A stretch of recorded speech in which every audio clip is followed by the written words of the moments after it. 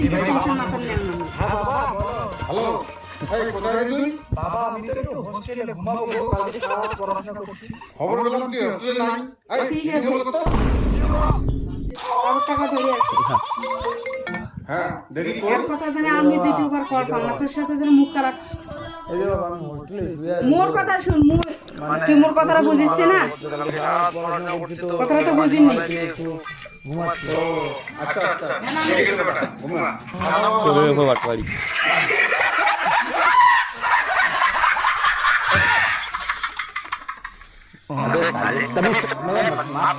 সুন্দর করে দিও। দুলগন দেখি ব্যাটা কোথায়। আরে ও কিছু বলনা রে, কি সব খাবে? নিচের নাম্বার বাবা সাবরে ভাই আমার কিছু চিনিস না। ফোন করে। হ্যাঁ বলো দিয়া।